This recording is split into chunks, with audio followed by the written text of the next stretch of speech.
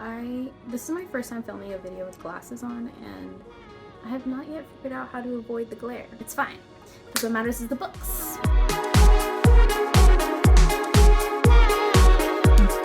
Hello everyone, I'm Dorothy from Books with Dorothy, and I am back with another video.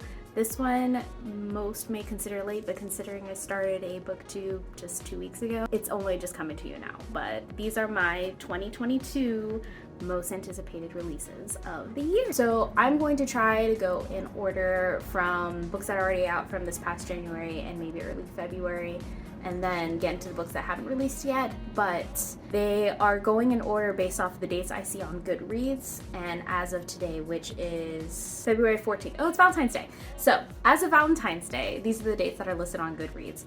Otherwise, I have no control over when these dates change, but they will be linked below nonetheless. I'll have all the Goodreads links in the description box.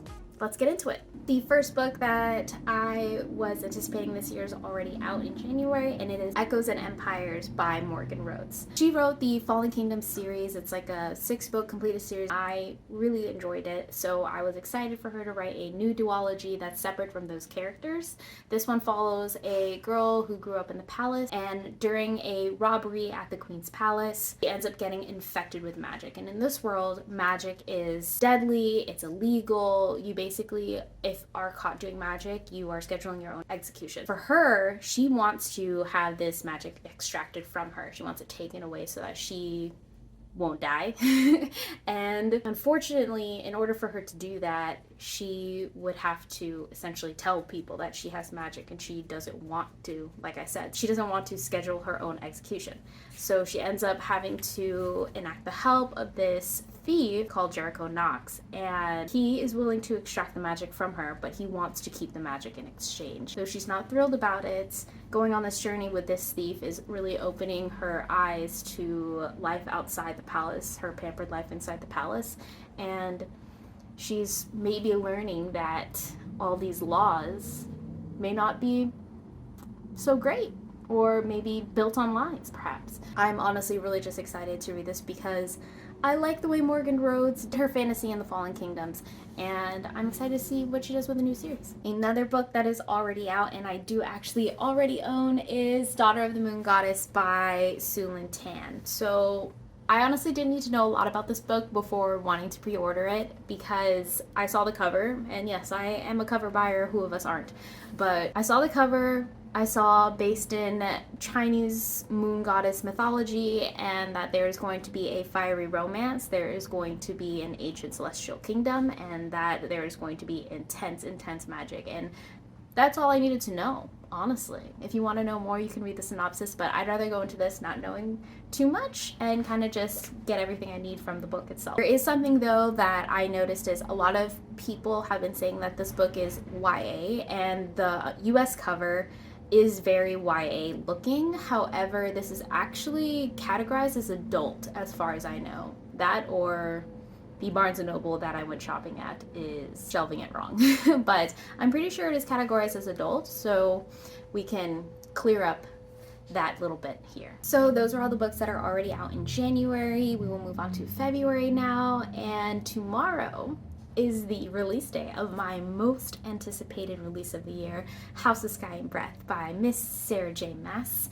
You cannot see my entire Sarah J. Maas collection. It's on the very top of this shelf and on the top of my other shelves, but I am a stan. I know her books are flawed, but I love them. They give me what I need when I'm reading, and book 2 of Crescent City series comes out tomorrow.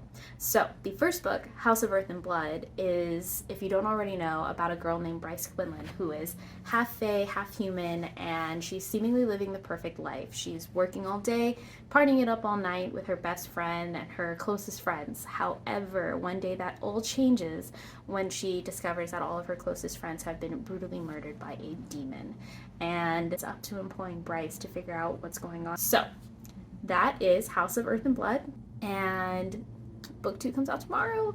Another book I'm excited for in February is The Girl Who Fell Beneath the Sea by Axio. This is a story about a girl named Nina whose homeland has been ravaged by floods and storms and wars, and the sea god, who they originally thought was the protector of their island, they feel that this sea god is now cursing them. And to appease him, they essentially send a maiden out to sea to appease him every year or so, I think. This year, they think Shimchong, her brother, older brother's most beloved, is the person that will be the sea god's bride, like official bride, and end all of these curses that have been happening to this homeland. And in order to save her brother's beloved, she, Mina, goes into the sea herself instead. And upon heading to the spirit realm and looking for the sea god, finds that he's actually asleep. In order to wake him, she employs the help of a mysterious man and a motley crew of demons and lesser gods in order to wake him. However, there are enemies out there who do not want to see him awake. A story in the spirit realm. Beneath the sea, sea gods, lesser gods, mysterious demons, or mysterious men, demons, mythical creatures. I'm all for it. The next book that I want to talk about, unfortunately, has a tagline that mentions 2 books I didn't like. However, the synopsis is really what snagged me. So this is a book with monsters and Monster Hunter, and of course we have to have star-crossed kind of lovers. It is Only a Monster by Vanessa Lund. We have a girl named Joan, which is my middle name, by the way, so happy about it. But she is being sent off for the summer to live with her family out in London. And this side of her family she has found to be quite eccentric. But what that actually means is her family is full of monsters. And one of the cute boys that she ends up meeting out there turns out to be a monster slayer. And this is a story of how Nick, the monster slayer, wants to bring down her whole family, how Joan is trying to make sure that doesn't happen, but there's another player in this, a boy named Aaron, who is a monster from another monster family who actually hates her monster family. I'm seeing love triangle, I'm seeing monsters, monster hunters, and a potential romance that I might like. We'll see. I'm really excited to get into this one, and it actually came in my January fairy loot box, so I already have it and I'm really excited for it. So there's tons of books coming out in February this year, and I am nowhere near finished with this month.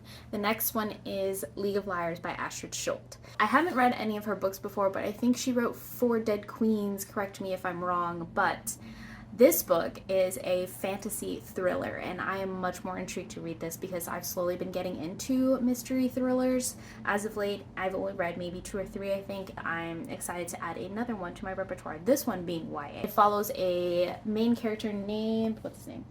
Cater. He wants to become a public defender because he absolutely hates magic, hates people that use it, and what it does to the society. Unfortunately, though, his first case is involving 3 teenagers whose lives were complicated like his own, and in this dark and twisty mystery thriller, we follow these 3 teenagers and this main character, Cater, who are finding out that nothing is really as it seems, and in a world with dark magic, villains, and power, it's hard to really determine what's right or wrong because nothing is quite black and white. Speaking of thrillers, this one is a historical thriller based in Russia, 1918, following the execution of the Tsar. It is Daughters of a Dead Empire by Carolyn Tara O'Neill. All I needed to know was that this was an Anastasia retelling, really.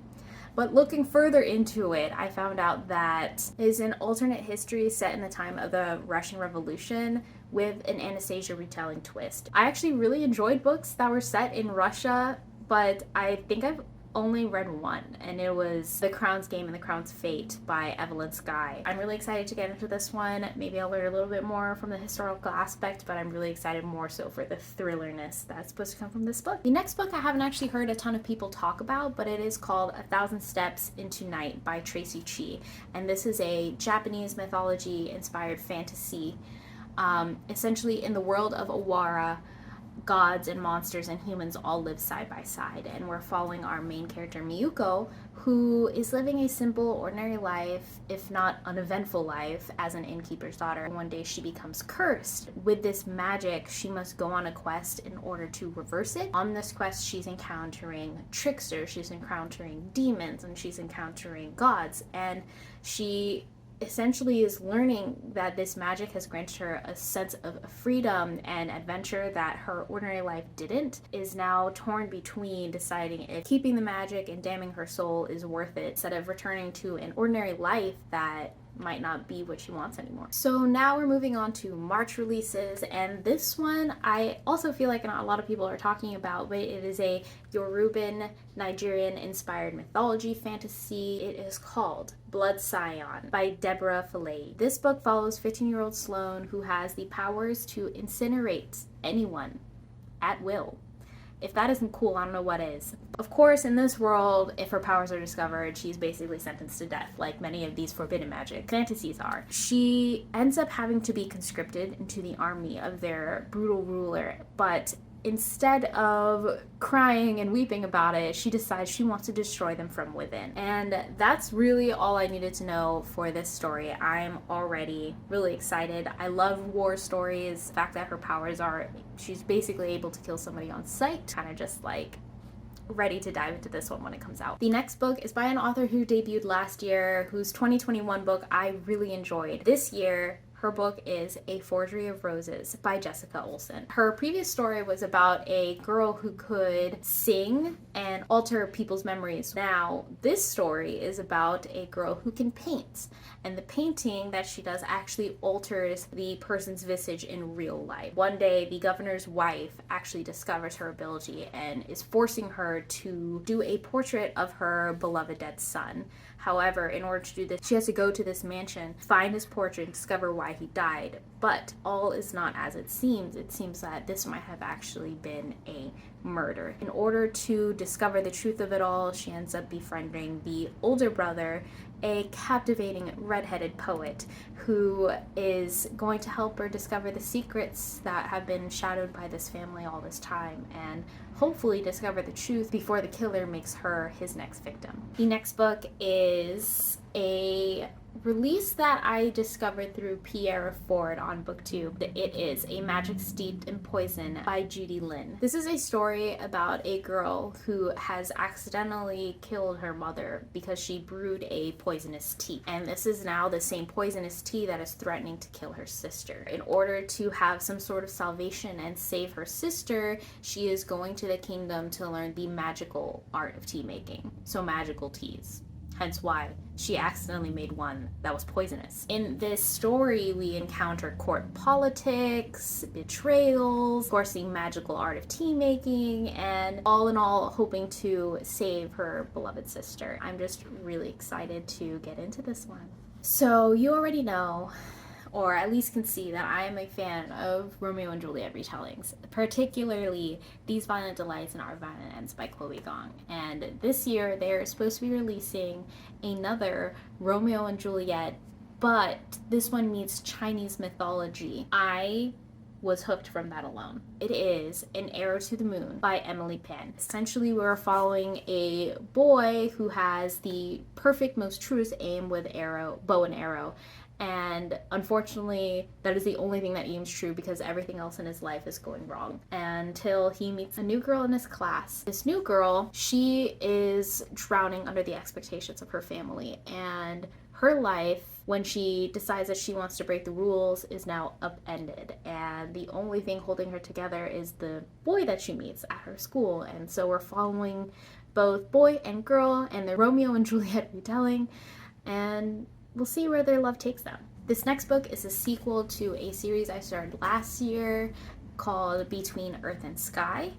This is Fevered Star, which is the second book to Black Sun by Rebecca Roanhorse. So this is a story set in pre-Columbian times about a rare celestial event that was supposed to happen in the Holy City that was ordained by the sun priest and the gods.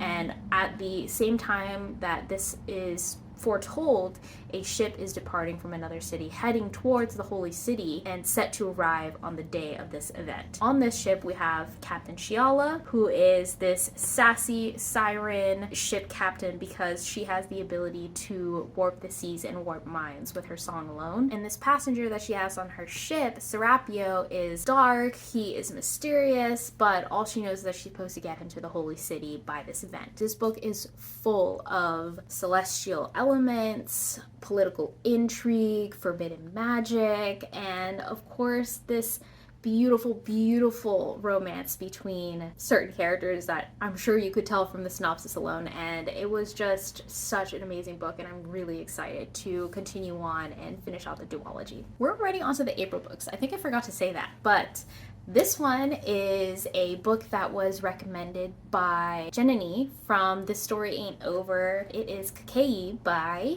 Vaishnavi Patel. I just saw how much she was really excited for this book to come out, that it's based in, I believe, Indian mythology. It has stories about fate and family and friendship and gods, and is supposed to essentially have the feels of Madeline Miller's Greek mythology books. And there's clearly not enough of the Indian mythology representation in the same aspect, so I'm really excited to dive into this one and learn more about Indian mythology as well. This next book will not come as a surprise to anyone that's heard me fangirl over the Cruel Prince series. So obviously it's by Holly Black, and it is Book of Night. So I believe this is adult fantasy or adult fiction. It is dark academia vibes, and that is all I know. That's all I need to know. It's Holly Black. I was gonna buy it. But I do know that we also have Ninth House vibes with secret societies and Night Circus vibes, which I haven't read yet, but I really want to. I don't really want to know anything else about this book, so I'm avoiding reading the synopsis, but of course the Goodreads link below will have the synopsis for you if you want to read more about it. Moving on to May, this next book is, I think, the only middle grade that I have on my list as far as I can recall right now, but it is Zachary, Ying, and the Dragon Emperor by Sharon J. Zhao.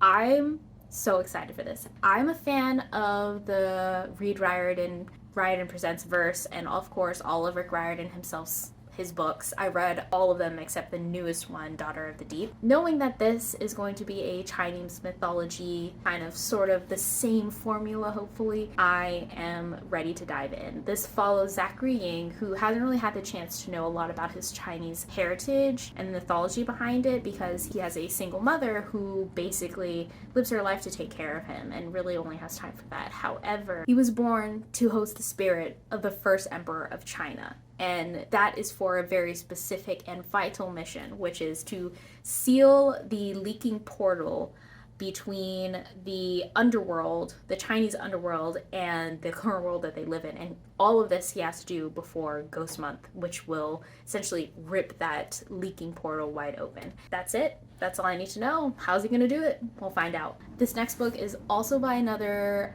debut author from 2021, Tashi Wuyan, who is coming out with a new book this year called A Show for Two. And I loved her book last year. I'm just excited to see what she comes up with next. This is a story about Mina Raman, who wants to win the Golden Ivy student film competition and eventually make it into the school of her dreams. When indie film star Emmett Ramos actually goes to her school under a secret identity, she thinks she's found what she needs for her short film. However, he is not willing to star in her film for free. He wants her to be her tour guide for a photography contest for himself.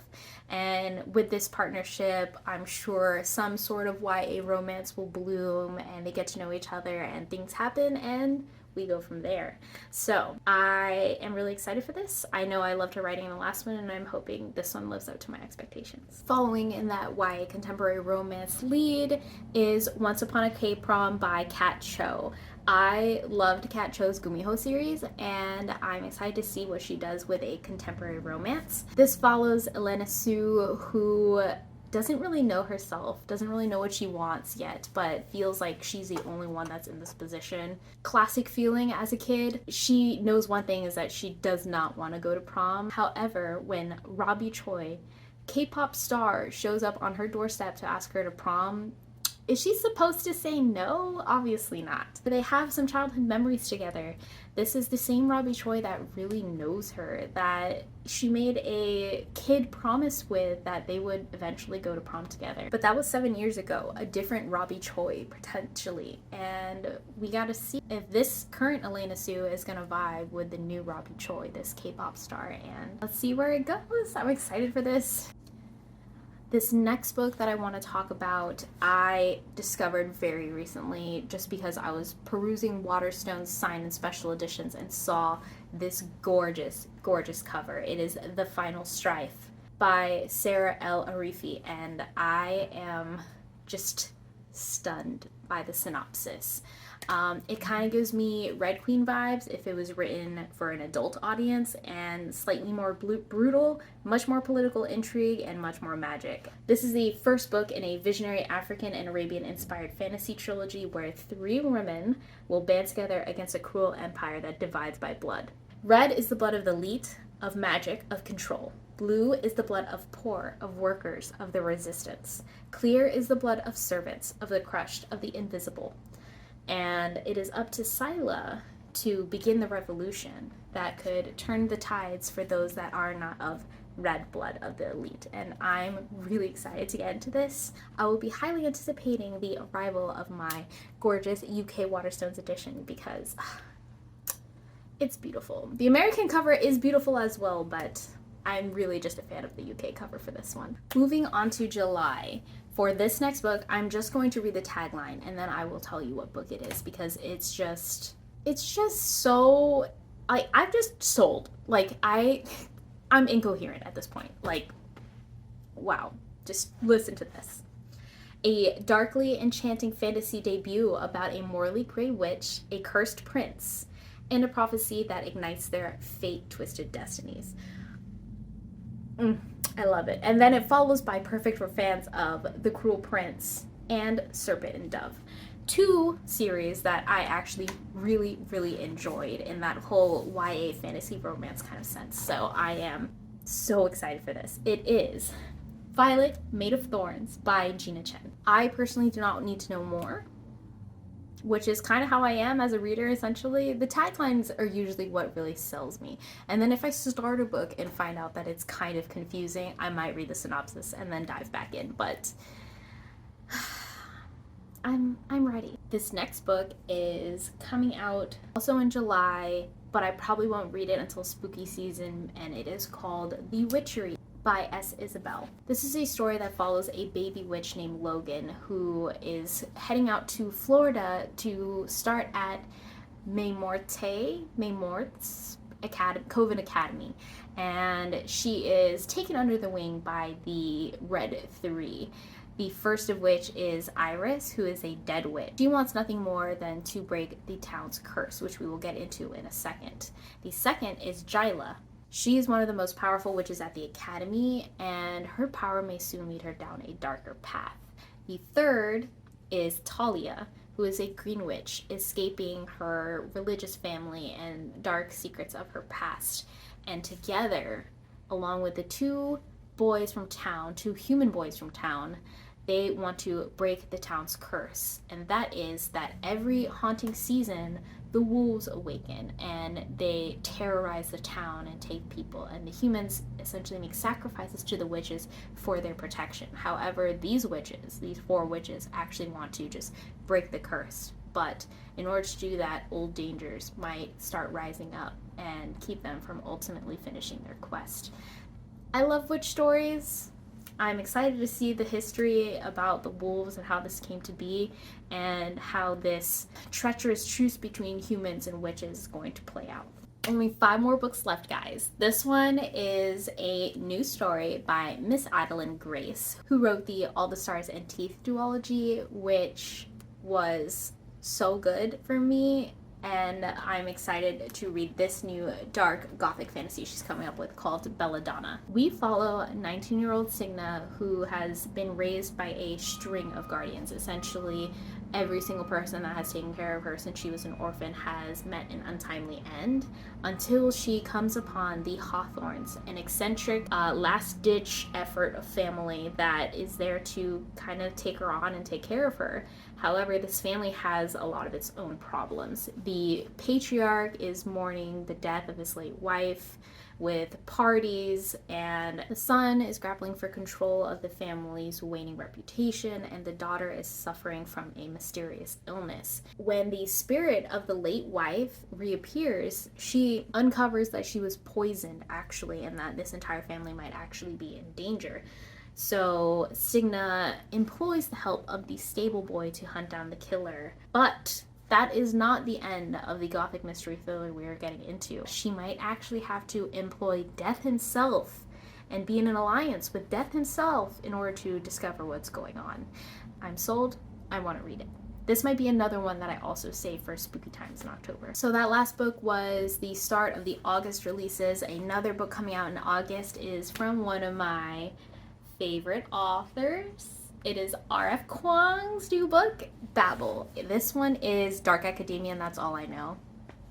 Honestly, I'll go look at the synopsis, but I just needed to know that R.F. Kuang was coming out with a new book, and the fact that I loved the Poppy War so much. It is one of my all-time favorite series that I was gonna pick this up no matter what.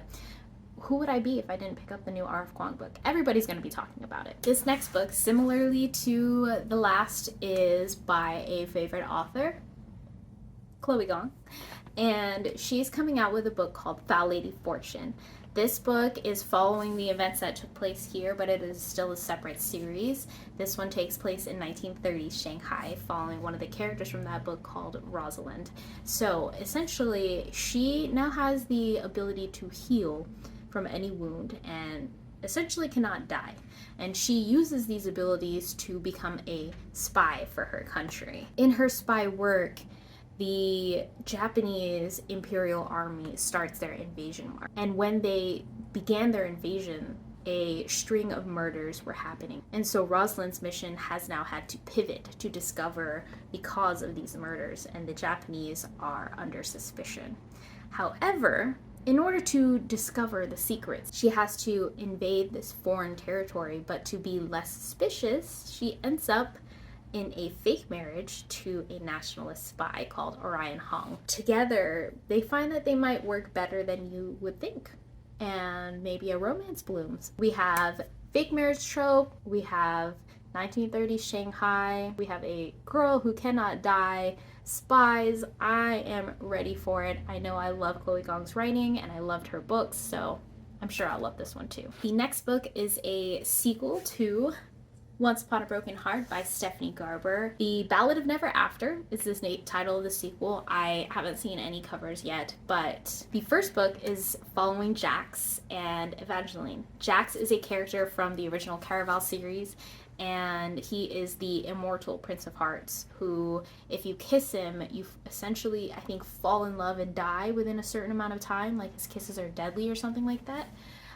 Except for the kiss of his true love. If he kisses his true love, then he will be cured of his magic, I think is what happens. So essentially, Evangeline Fox is now distraught after finding out that the love of her life is going to marry another, and so she employs the help of an immortal Prince of Hearts, Jax, but his help will come at a price, and his price is 3 kisses at a time and place of his choosing, whenever and wherever he wants.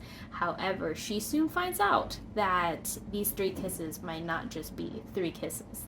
This final book, as far as I know from books that have been announced for 2022, is If You Could See the Sun by Anne Liang. They just got a cover reveal, perfect in time for this video, but essentially this is a Chinese American girl who monetizes on her strange invisibility powers by discovering and selling the scandalous secrets of her wealthy classmates. Wow, is that a tongue twister or what?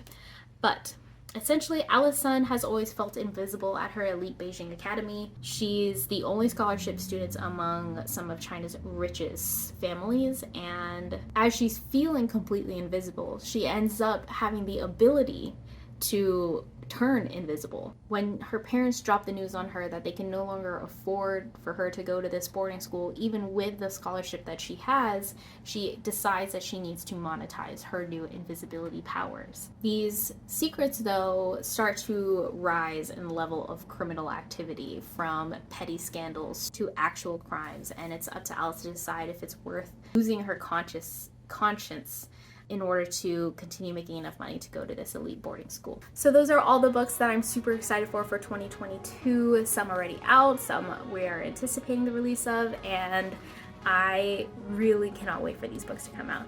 I know that my year is going to get very busy starting in July, but hopefully I can catch up on some backlisted books from 2021 in the meantime while I wait for these beauties to arrive.